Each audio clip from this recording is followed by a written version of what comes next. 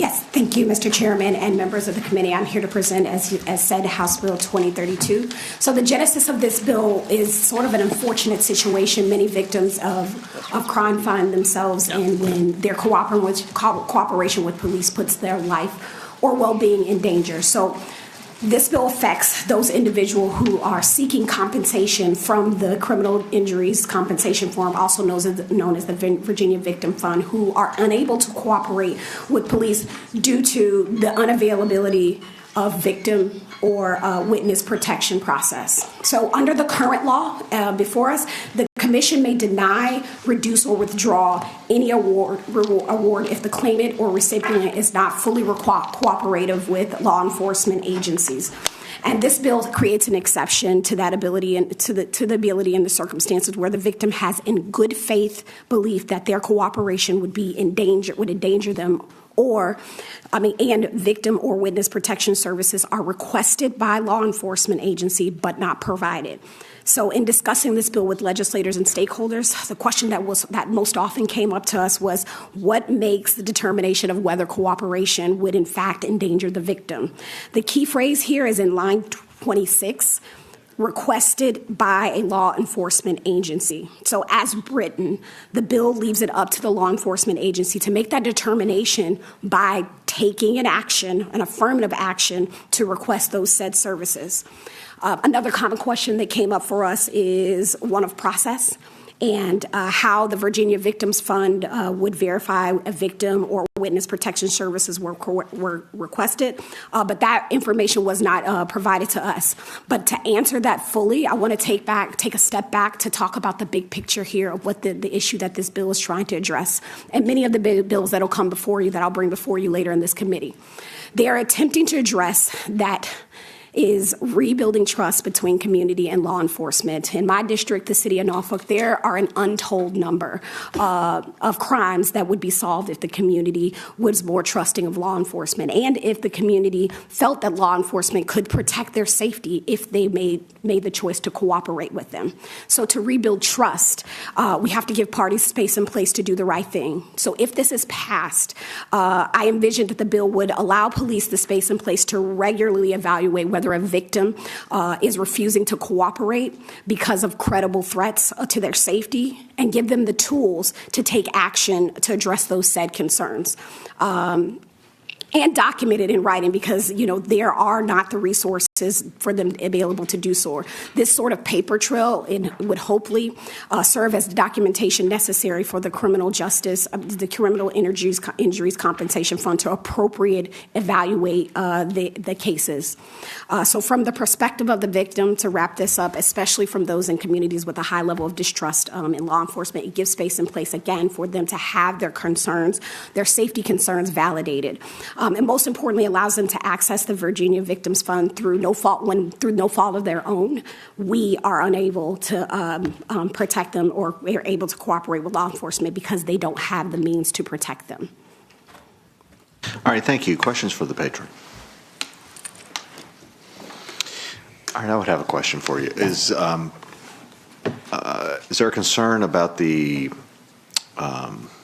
limited amount of funds that may be available? That I think already there are, every case is not granted. Right. And this is sort of one criteria where you would sort of elevate people who are cooperating with law enforcement in the criminal justice system before they're awarded. Can you speak to that concern? So just to make sure that I understand what you're saying, is there concerns about the limited funds available for folks to access? There was, I think we talked with the lobbyists for the Virginia Victims Association and said, hey, this would require more people to be able to access, and we're already having a hard time sort of filling the service need.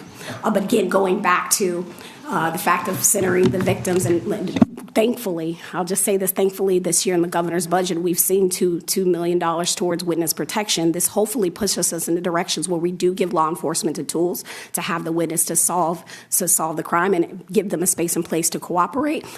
But what I'd sort of counter that with of just not having is that are we going to penalize victims that would actually cooperate for us not having a program set up that's been around since 1995? So I don't think that if a victim is truly willing to cooperate with police, we should penalize them if we cannot protect them. All right. And do you know what the position of folks who administer the fund might be on this? Have you worked with any of them in presenting this legislation? We worked with the sheriffs, VACA, the state police, and then extend the victim assistance network. But this actually came from some of the Commonwealth's attorneys too, saying, but the folks that actually administer it, we haven't been able, like I said, to have real conversations with them. Okay, thank you. All right. Is there anyone in the audience who wishes to speak in favor of the bill or in opposition to the bill? Okay, I believe we have someone on the line. All right, Mr. Fatahay. Yes, Mr. Chair, thank you for calling on me. Mr. Chair, this is a bill that I support on behalf of my office, the Commonwealth Attorney's Office. I'm grateful to Delegate Glass for carrying it. Victims who are intimidated, who are afraid of retaliation for coming to court, are doubly victimized. First, because they have been victimized in the first place, and second, because they are in a position where the justice system cannot reach them. And the suffering that they feel is, if it is not any more than other victims, it is definitely not any less. Delegate Glass's bill would help implement one of the recommendations that a group working on group violence intervention in Norfolk had brought to us. The group was called the Newark Street Team. They have trained a number of violence interrupters here in Norfolk. And they indicated that national best practices were to allow for victims, legitimate victims, to recover from state victims' funds if they have suffered legitimate injury.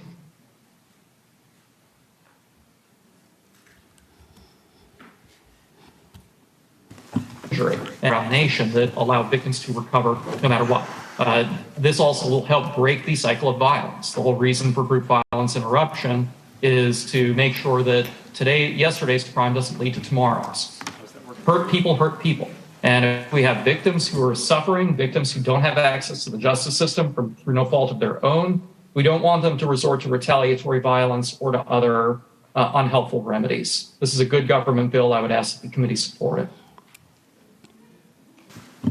All right, thank you. Okay, anything else you'd like to add, Delegate, before the bill is taken up by the committee? No, so I just, again, want to underscore that resources, this still puts the burden of proof, as we would say, on the law enforcement agency to say that there is a credible threat that they are not able to mitigate, so that we are not, again, to the point, re-victimizing a victim because we are unable to protect them. That's it. Thank you, Mr. Chairman. Thank you. Well, Mr. Chair. All right, Delegate Williams. I have a question for the patron. Okay. So one of the things it says is the good faith belief part. I'm wondering, and you might have covered this, who makes that determination that they've done enough to qualify? So absolutely. So, Mr. Chair, I would answer that would be, again, the law enforcement would have to actually request the services because they believe that there was a credible threat to that victim. So it still has to be determined by the law enforcement agency that there is a credible threat to that victim's life or well-being. Follow-up. Does the commission have the same authority to make a decision and find that they do have a good faith belief? No, the commission Mr. Chairman, answering the question, Mr. Chairman, currently a person in this situation would even have the opportunity to interface with the commission because their lack of cooperation would deem them ineligible for these benefits. So what would happen, would allow for the eligibility would be simply the police, the law enforcement agency supplying that they did an affirmative action of requesting services to protect said victim, and they were not available, therefore deeming them eligible for the fund. So the commission just makes the decision on how much. Okay. Copy. Mr. Chairman. Delegate Watts. Thank you. I believe this is a follow-up on Delegate Rand's question. To me, there's a very important word on line 24, that's and. So the claimant has to have that good faith belief, and law enforcement agency has to request it. So the two things have to go together. And therefore, it's still absolutely, as the patron has said, rests on the fact that it's in the hands of the law enforcement agency to make the determination that this should be requested. And if, in fact, the request was turned down, then that's a reason for not participating. Okay. All right, so the bill's before the committee. Move to report. All right, there's a motion to report and a second. All right. Any debate on the motion to report? Mr. Chair, could we just pause for a minute? There's some discussion down at this end. Okay, Just request could to we- pause the debate. Substitute motion. So Well, no, quiet. I just, 2 seconds.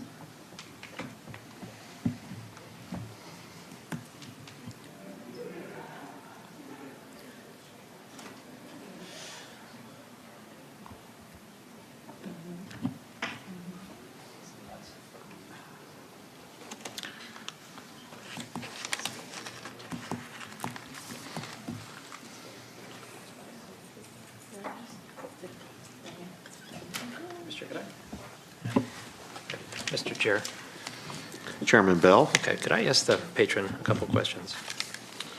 Oh, well, we kind of passed that, but, You- all right.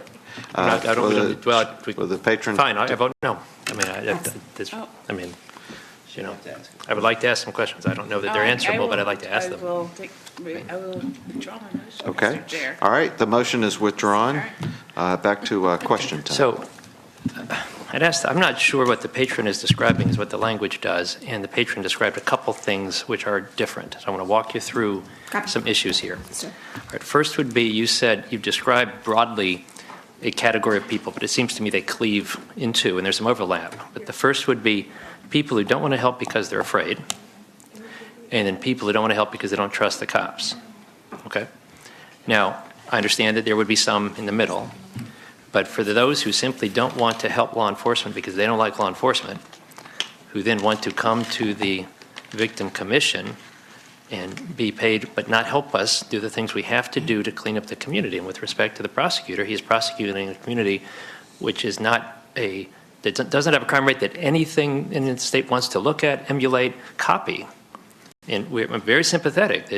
People are going through hell in Norfolk right now, but it doesn't mean we should copy what they're doing and do it someplace else. So I'm trying to find things that will help, not say we're doing it here and it's really failing, and so let's try to make it statewide, okay? Mr. Chair, Now- may I respond to that before you go to, is that the complete first question, first aspect of it? Sure. Okay, so when I mentioned about building trust, what I was speaking to, Mr. Chairman, was the overall theme of the bills that I'm bringing before, that will come before this committee. Not that that was reference to exactly what was happening in this bill. So the types of bills that I'm bringing forth towards the committee are the opportunity to build trust. And this is just one of those things where those folks who have a legitimate concern for their life or well-being, validated by the police saying, we believe that there's an actual issue or there's an actual credible threat to you or your well-being. We are trying to get the help. We are unable to provide that support or help for whatever reason, whether it's no witness protection or otherwise, and then they can still access those funds. So this bill doesn't speak to the building trust piece. I mean, it doesn't speak to those people that sit on the border of not having trust for law enforcement. But again, the overall theme of the things that we're trying to do, you'll see me present forward in front of this committee, is aspects that are hopeful to build some level of trust between those communities and law enforcement and those victims in those communities as well. So I think we're talking about two separate things, Mr. Chairman. So if the delegate is suggesting that making sure crime victims receive some compensation when they've been injured, and that will help rebuild relationships with the police, maybe we're just saying the same thing by different words, but I think the words matter. I think that might be something that we could find a way, and I guess what I would ask staff would be, it may be as simple, if in fact the general lady wants to do what she says she wants to do, which I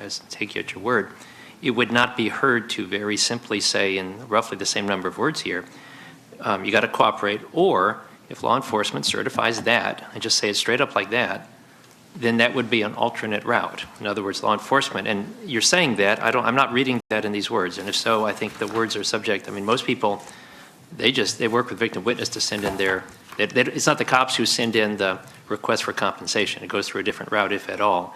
cops aren't certifying anything. They just, I was in a such and such, somebody broke in my house, busted up my face, here are the doctor's bills. It's not like the cop or investigators doing any of the work there. It's them going directly to. That's fine if we're going to say that there should be an exception if, in fact, law enforcement themselves acknowledge that she is trying here as hard as she can, but we can't protect her, but she's trying. I think that's different than saying some of the other populations in my head that I'm visualizing when you describe the people that might otherwise want to do this. So I guess I would ask, if I won't write your bill for you if it's not what you want to do, but if it's what you say you want to do, I think we can get there. If you do not want that, if you don't want the cops to be able to say, look, we hereby check the box. She didn't cooperate as fully as we would have liked, but she did what she could. She stayed anonymous. She gave us information or something. And therefore, we are satisfied. Then I think it would, in fact, be that first category of people that are afraid and might help with the second category of people that have issues, but it's not simply. So as I'm, That's all. you're directing Just trying to- counsel first. I would think, I mean, I can visualize Sure, how to get there. I we can't can write it in my certainly- head, but. Excuse me, I would say if the patron, Copy, I would you consider what he's suggesting a friendly amendment to your bill? I would say that there's a friendly amendment, but I think that, and it's a yes and.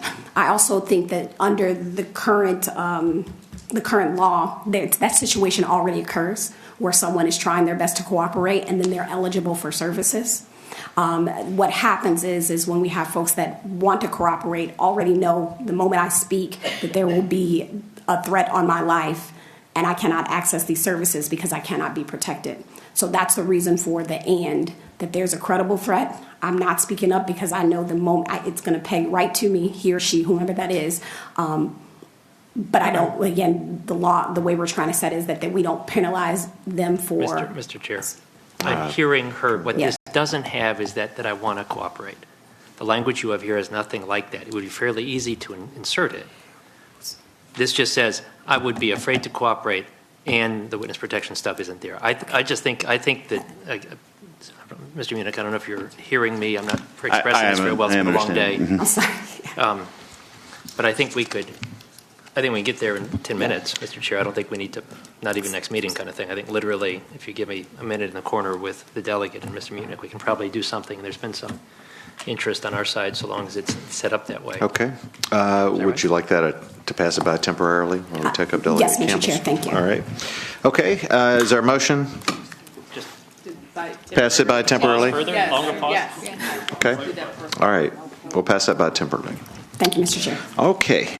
And Delegate Glass, if you could come back on your bill that was passed by temporarily. That's good. Is there have you come up with an agreed amendment to your bill? Yes, Mr. Chair, we've come up with an agreed amendment. Do you want to pass it? Can I pass it to the council? We don't have it. Mr. Hatcher is working on the substitute right now, but I'll read it. This would be inserted. I've lost my. Would this be in the nature of a substitute Yes, or an amendment? this would be a substitute, I believe. It would be a substitute. It will be. I can do it. Okay. Or you want to read it? This would be in line 23. It would read at the beginning of the new language. It would read, unless the law enforcement agency is defined in 9.101 certifies that the claimant or award recipient was willing but unable to cooperate due to a good faith belief that such cooperation would have endangered such claimant, and such claimant or award recipient was not provided with any victim or witness protection services when such protective services were requested by a law enforcement agency. Mr. Chair, it clarifies that it's the law enforcement agency making the decision, and also includes that I keep saying she, the victim wanted to but was unable to, which is the thing that was in the delegate's description but not in the language we had. I move this substitute. All right, there's a motion to move the substitute. Is it a second? Okay, there's a second. All those in favor, say aye. Aye. Or I should say, is there any debate, any further debate on the substitute? Okay. All right. All right, hearing no opposition, the bill is substituted with what's been delivered to the committee, and that is with the patron's consent. Yes, Mr. Chair. Okay. All right. The substitute is now before the committee. I move to report. Substitute. All right, there's a motion to report that's been seconded on the substitute. Is there any debate? That's all right. Any Sorry, debate? Mr. Any debate? No debate. Okay. All right. Please record your vote. Is that our last one? No, one more. Your mic's on. We got one more. It's mine. I got a guy in line. It's going to be taking 3 minutes. Substitute reports 8 to 0. And Delegate Glass, if you could come back on your bill that was passed by temporarily. That's good. Is there a, have you come up with an agreed amendment to your bill? Yes, Mr. Chair, we've come up with an agreed amendment. Do you want to pass it? Can I pass it to the council? We don't have it. Mr. Hatcher is working on the substitute right now, but I'll read it. This would be inserted. I've lost my. Would this be in the nature of a substitute or Yes, an amendment? this would be a substitute, I believe. It would be a substitute. It will be, I can do it. Okay.